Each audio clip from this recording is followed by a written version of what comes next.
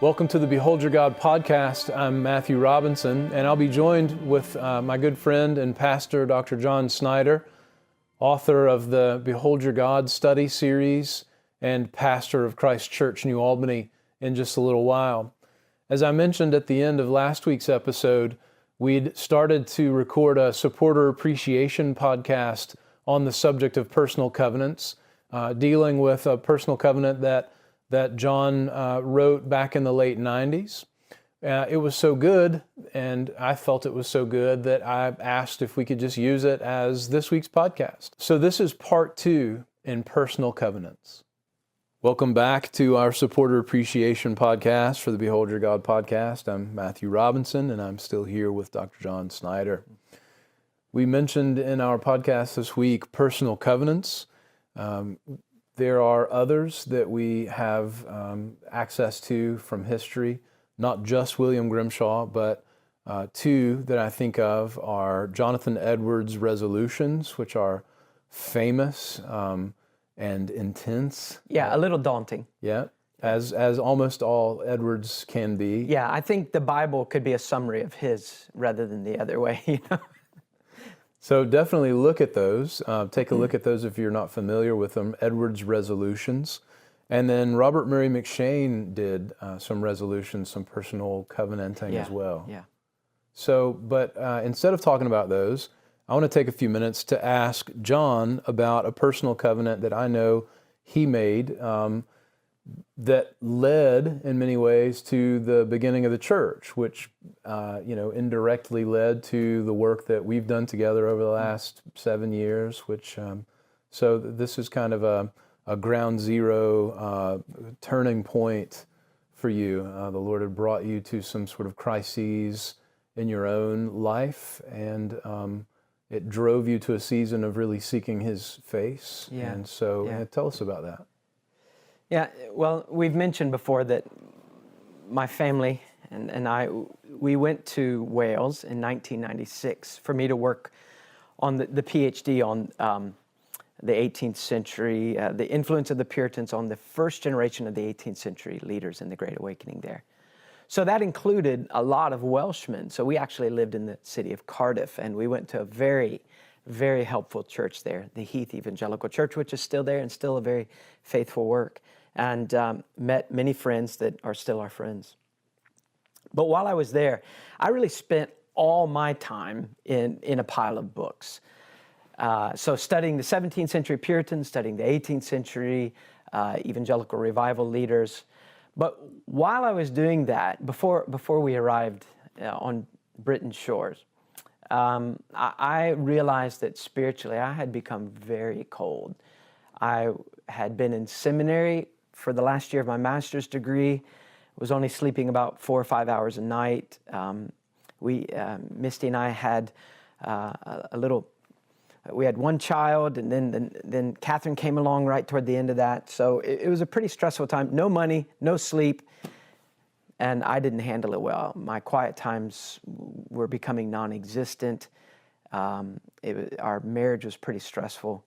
So when we went to the UK, I was really concerned. I did not want to go study the theme of revival and come back home after 3 years with his heart as cold as it was when I arrived. And so I just really made a kind of a commitment before the Lord that regardless of whether I got a PhD or not, I was going to meet with the Lord and walk with the Lord while we were in Britain. And so I remember one morning being at the school, and it was an old kind of manor house. It was kind of quaint, and for an American, it was very romantic. So we were in this big old building, and I would go out into the grounds early in the morning. First day we were there. First morning. And so I open up my Bible, and I've got a meeting coming up with my academic advisor at, say, 10 in the morning. So I'm out there at about 7:30 with my Bible, out in these kind of English-looking gardens, and praying. And I'm so excited about being in the UK, and I got to hurry up and get to work on my PhD because that's why I'm here. So I was sitting out in these gardens all by myself, and I was reading the book of John, and I started to read. And nothing was happening, so to speak, you know what I mean? I'm just reading through the words, and my mind is 1,000 miles away. And so I say, okay, basically in my heart, I say this, well, God, you're not helping here, and so I'm busy. I got stuff to do. I'm going to go ahead and run back in and meet my academic advisor. So I closed up my Bible and walked back to the school. And about halfway back to the school, I thought, John, you're doing it again. You know, you are running away from the Lord, and you're getting busy for God. What use is that? So I stopped in my tracks, and I said, okay, God. And so I walked back out to the garden. I sat down and I said, I'm not leaving here. I'm not meeting that academic advisor. I'm not doing anything until my heart is right before you, until we do business together. And so I opened my Bible back up, and immediately, after I humbled myself, the Lord, you know, in such a wonderful way, aided that quiet time and, you know, met with me. And so that really was the beginning of the 3 very happy years. But during those years, reading the Puritans and the 18th century men was not the most significant spiritual influence. Really, the church was even better than that. But on top of all that, I was reading through the Gospels. I wanted to get to know Christ better. So it took me 3 years to get through the Gospel of John. And there was a period toward the end for about 6 months where there was an increasing sense of weight on my heart. A concern about God's glory in my life, looking at the struggle in my own soul, the sluggish response to God, my lack of Christ-likeness, my coldness, and yearning to see God honored in me, but also in the churches, thinking about what God might have me do when we came back home. Now, during the 6 months, it was just like this increasingly heavy weight where I couldn't avoid it. And so I started just getting up to go to the library to study, and I would just do a detour. I would just take my backpack and my Bible and a notebook, and I would just head off to the nearest park or the nearest patch of woods. There was a place called Forest Vower in Welsh. That's the Great Forest. And I would just walk out there. It was you weren't supposed to get off the path, but being an American, I didn't pay attention to that. So I jumped over the fence. I go off, and I went to this lonely spot many times where nobody could hear me. I was just out in the woods, and I was pleading with the Lord. And I remember some of those prayer times lasting 2 or 3 hours. I have not had many prayer times like that, where you just lost sense of time. And it was so obvious that God was helping you wrestle with Him, that God was giving you the prayers to pray. If you think of Jacob and the angel, it was like God was saying to you, lay your hand here, grab hold of this. Now don't let me go. For my honor's sake, don't let me go. And I was able to plead with the Lord in those times in such an unusual way, really unlike anything I'd done before and rarely since. But that was 1998. And so those things were coming at the end of this process of just an increasing burden to see God glorified. Now, in May of 1998, my family and I, we came back home for a short visit. We didn't get to go home very often. So we were home. We went and visited my wife's family, and then we were visiting my family in Ohio. And so while I was there, this weight was just increasing. And I remember that there was a time that I had to go over to Wheaton, Illinois to visit Mr. Roberts because I needed to do some research in his library. He had a lot of good resources, so I wanted to use that time wisely. So I show up over there, and I did research. And while I was there, I talked to him about this increasing weight because I was afraid. All right, this may sound strange to people, but I was afraid of me. Before I was a Christian, but I was in the ministry. So I was a lost, self-deceived hypocrite who was preaching. I wanted to use God. I wanted to use the God of those biographies I had been reading or had been read to me as a child. I wanted to use that God to make John Snyder great. So I was afraid that this yearning in my heart to see God glorified, what if it was just that same whitewashed self-centeredness? So I remember sitting down with Mr. Roberts and just pouring out my heart to him, and him giving me some very simple advice, just a few sentences, but basically saying to me, John, this is not the enemy tempting you to use God to be great. It's the Lord. And so the only adequate response is to respond wholeheartedly to this. Give yourself to this. And don't give God any rest until there is some conclusion to this process. So I was driving back home. It was about a 6-hour drive from where he lived to where my parents lived.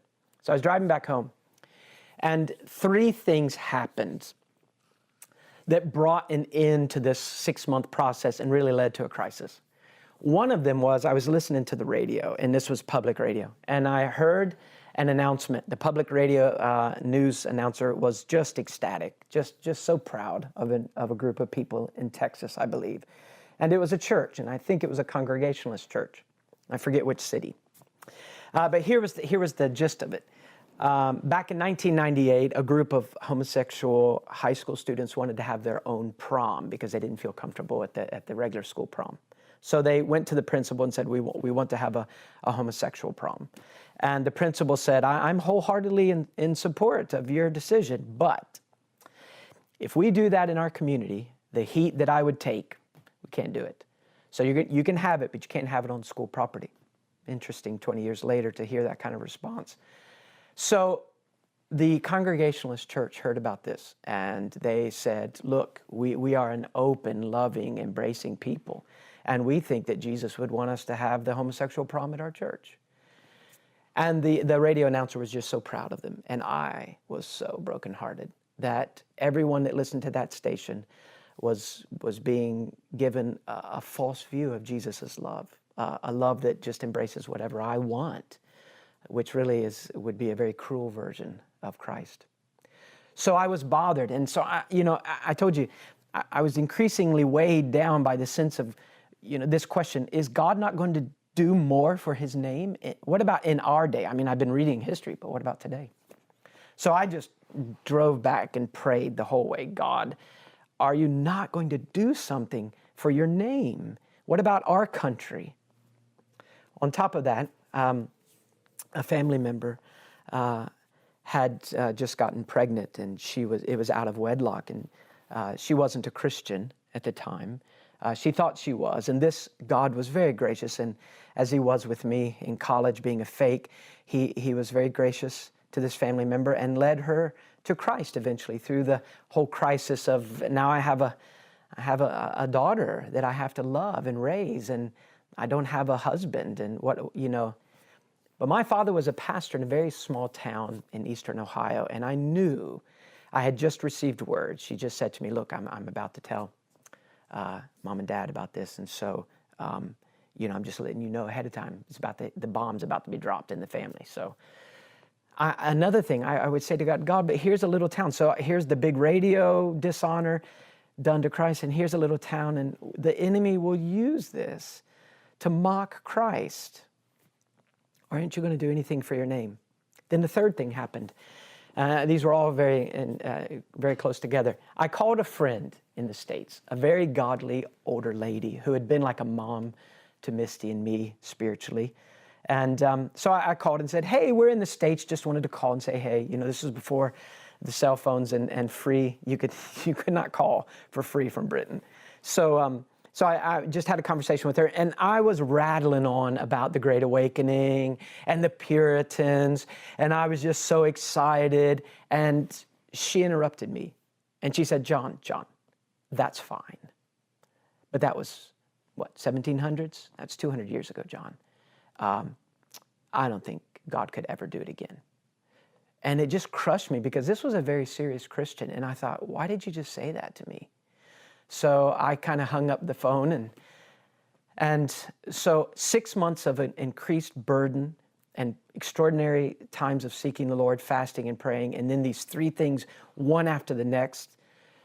And I would say to the Lord when I hung up the phone with that dear Christian, God, even your own people, are you going to do something for your name in your church? Well, that week, my dad had planned a family getaway. All right, so that everybody's going to go to a big theme park. And of course, I was required to go. Now, I didn't always want to go on family getaways, but we had 2 little children, and our son was quite a handful at that time. All right, so this was like a 5-year-old and a 4-year-old. And the son in particular, he was kind of like having a whole gang to watch after. So my dad made it very clear, like, you're going because you're taking care of John David. And my wife, you're going because you're watching John David. And like, yeah, I'm going. But after these things, we were all crammed into one house for a few weeks, and I just needed some time alone with the Lord. So I said to the family, a very unpopular announcement: I'm not going to the theme park with you guys, okay? I need to meet with the Lord. And they all looked at me like, yeah, right, you need to meet with the Lord. You just don't want to take care of John David at the theme park. So they were a bit grumpy with me, but they allowed me to stay home. When they left, I got a notebook and my Bible and a pen, and I went up into the attic of the house, and I opened my Bible to Psalm 81, and I fully intended, I had all day, they would be gone all day.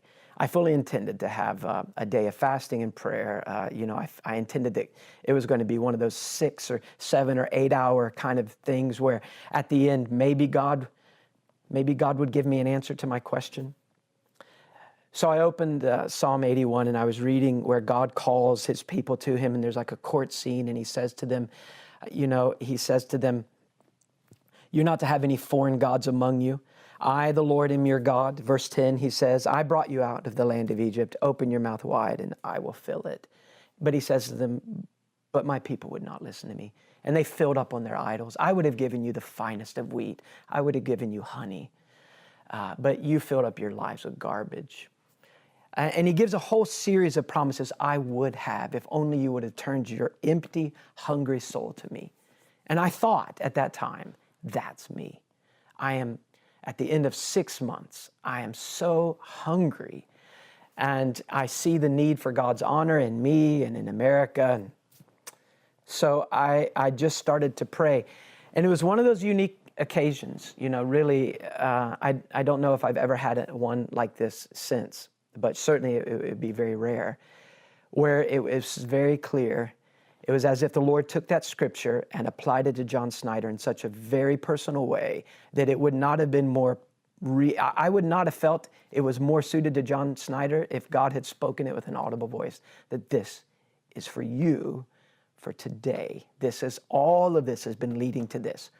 Open your mouth and trust me. Well, I had other things in my life. I had other little idols that I loved. I had other things that I thought would make me happy, even as a Christian. And so I really did come to a crisis. God, will you be everything you say you are? And by the grace of God, I was able to say, he will.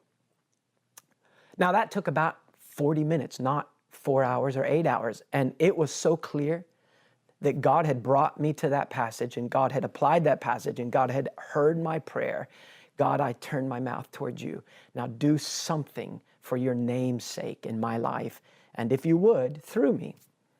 It was so clear that he had answered that prayer with the affirmative that to continue to pray would have been an insult. It would have been a farce. Like, well, that was too quick. Maybe I should do 8 hours of fasting and praying. And God had already answered. So I realized that to stay on my face any longer and plead anymore, it was like saying, it was as if pretending that God had not answered. So I just thanked the Lord, got a notebook and a pen, and I wrote down the words of what became really the only covenant I've ever written between the Lord and me. And I don't want to read the covenant because it's too personal, really. And when I read this, when I think about this, and when I review this covenant periodically, there are a couple of things that always rise up. One is, I am very encouraged to remember the kindnesses of the Lord, which I feel that whole 6-month period of increasing weight, that awareness of God's dishonor being done, even his own people saying, revival stories, those are basically just historic fiction. They're not going to happen again. And God's answering my prayer from Psalm 81. I feel that really was what prepared me to be able to pastor in New Albany and for whatever the Lord has been able to do through my very imperfect service. So when I review this, I'm very encouraged. Second, I'm motivated, I think. John, look at those words you wrote in 1998, 20 years ago now. take those seriously. Don't forget those. But I would say also there's always a sense of shame. One reason I would never read this out to anybody is because I have so distinctly failed. And as we talked about in our podcast, I don't think that means God doesn't love me anymore. And I'm not brokenhearted because I think, now I don't get to be a Christian. Now God won't let me be a pastor. God won't bless me. None of that. It's that I think He has been so perfectly faithful, and I have been so unfaithful. And when I read the covenant, I almost want to burn it, really, because I just think I'm so ashamed at my meager response to the flood of mercy that just rolls over me every morning. And there is a response because I'm a believer.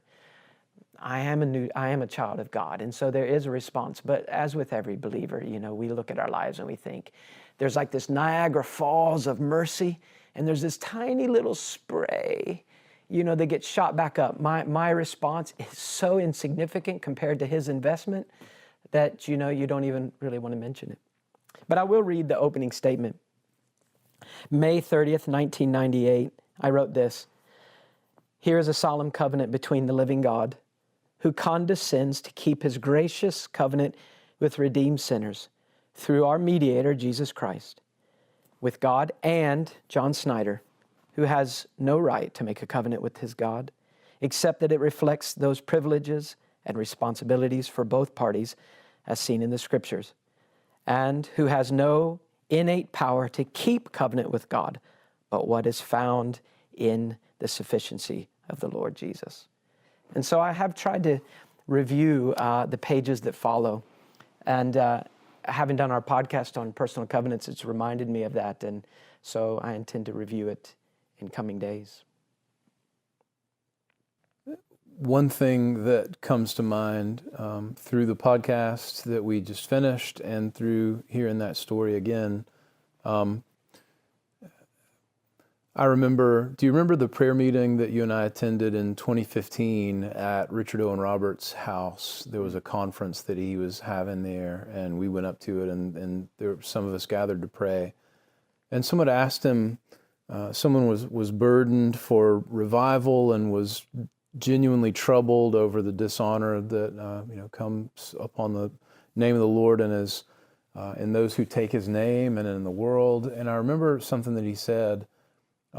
You must not be afraid. If you're going to pray that God will do a great work for His name's sake, you have to remember that God is more zealous for His name's sake than you could ever be. And you must not be afraid to say, yes, Lord, when He tells you that you will be part of the means that He uses to bring about the answer to that prayer. You mentioned that there can be just a human sinful desire for greatness and a desire for recognition and a desire to take your place among the greats in the halls of Christian history, and that kind of attitude must be recognized for what it is, and when we say it out loud, it's humiliating, and we want to repent of it and say, no, I would never think of myself that way. But God works in the earth through His church. And so when we are burdened for the Lord's glory, it's not the enemy who has burdened us for Christ's glory. And when we go to Him burdened, we can't think that, well, He's busy, running the world, and He's forgotten about His glory, and we're the ones who've remembered it, and so we have to go to Him and remind Him of His glory, and He's going to somehow turn to us and say, I'm not worried about that. Why are you bothering me about that? No, He's infinitely more zealous and jealous for His glory in the earth than we could ever be. And so whatever we feel of that, He feels that infinitely. He is that infinitely more than we are in zeal. And if we feel that, then we have to be willing to say, yes, Lord, in whatever situation that He puts us in, where we participate in the bringing about of the answer to that prayer. And so, I mean, obviously, I think about the work of the church here that is, and I don't know how to say this the right way, but has been so significant in the lives of so many who have been a part of the work. Don't want to overinflate or give the impression that we are self-congratulatory or something like that. Yeah. But in the lives of the people who are here, the membership will tell you that the Lord has used this work for glory in their lives and in the lives that touch their lives, and like leaven through the lump that works its way out organically. And then through the work that we've been able to do, through the Behold Your God study, and then that sort of spinning off into Media Gratiae and the various projects that we're working on now. So, those are very real sort of personal applications that I take from the things that you bring up. Yeah, I think, you and I talk about this a lot, because every time the Lord opens up another opportunity for Media Gratiae to do something, and if I get to be invited to be a part of that aspect, we generally have to have a cup of coffee together where you tell me that I'm not allowed to, go hide in the corner. And I know you have to give yourself that same speech. I mean, we are very small. This is a very small church, and Media Gratiae is a very small thing, and you and I are very insignificant, small threads. But we are threads by the work of a king. We are threads that are being woven into a tapestry, that the picture on the tapestry is the glory of the triune God.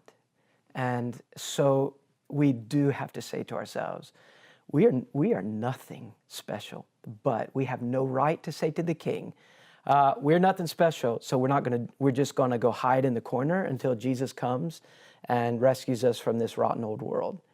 That would be a very arrogant response, just as arrogant as coming to God saying, God, now that I'm a Christian, I want you to make me great, because I deserve to be great. Yeah, put me in, coach. Yeah. I'm ready to do it. Yeah, so both of those are arrogance. So to come to Him aware of who we are in Him, aware of the privilege of just waking up and being able to have a brain and a heart that we can turn toward Him and say, I'm yours. And I set myself apart as a living sacrifice. And then to be shocked by His magnificence, that He would say to us, okay, so today's a podcast. And we think, no, not a podcast, because we have to get on camera, we have to talk to people. Everyone will see how stupid we are. And then you look at the King and you say, yes, Lord, okay, today's a podcast. And we get to talk about you. I remember when the first Behold Your God study was presented, and you and I were talking about it, I thought, even before that was presented, the opportunity to speak on the radio at AFA, it was only because someone else quit last second. Somebody canceled. Yeah, somebody canceled on them, and they said, well, look, we got nobody else. John, would you come? And I thought, no, I don't. I'm just the pastor of a small church. I don't do radio. I would freeze. And I almost said that, and then immediately I felt so rebuked within my heart, which I believe was from the Lord. What right do you have to say? I'm a servant, but I'm like a union worker. I only do this kind of service. I don't do that service. I'm not radio man. I'm little tiny church pastor man. Well, I'm not even good enough to be a small church pastor. So I had to say to the King, if you sent this phone call to me, I have no right to say no, so I'll go. And amazingly, that was what the Lord used to give us an opportunity to do Behold Your God, and then you an opportunity to head a ministry called Media Gratiae, and for us to continue to work together, and for you to begin to work much more widely than just with me. And so it is astonishing to see the ripple effect of God's work in us. Yeah. Just to remember, I mean, that's such a beautiful image, and it's just true that we are threads in this great tapestry. And sometimes when you look at the back of the tapestry, we know that illustration. If you look at the back of that throw rug in your living room or whatever, It looks like a jumbled mess and you don't know what that is. But on that great day when we see the tapestry from God's side, we will rejoice when we stand on that sea of glass and sing the song of Moses and of the Lamb. We will rejoice at how God wove threads together in His great providence for His glory. And He will do it. And, brother, it's just remembering that we were created for this. What is the chief end of man? It is to glorify God in whatever way He chooses, and in the process to enjoy Him now and forever. Yeah. We're just doing what we were created to do. That's an amazing thought. The king's children certainly live a king's life. Well, I hope that you see why we wanted to not put that just as a supporter appreciation episode, but to put it out for everyone to hear. Again, we never want finances to be a barrier between people who would like to access the content that we make and the content. So if that's you and you'd like to have access to the content, but you're not in a position to be able to support Media Gratiae on top of your family and your local church at this time, we want you to have access. Get in touch with us at info@mediagratiae.org, or alternatively, you can go to our website at themeansofgrace.org or mediagratiae.org. Both of those websites go to the same place, and use the contact form there. Get in touch. Let us know that you'd like to access that content. If you are in a position to support Media Gratiae, you appreciate the work that we do, and you want to be a tangible part of helping to make that continue to happen in 2019, it's very easy to find how you can become a supporter on our website as well. Stay tuned. We have additional content that we want to make available to you as supporters. There'll be links to that on our blog at mediagratiae.org. Just take a look there and click. And again, thanks for your support.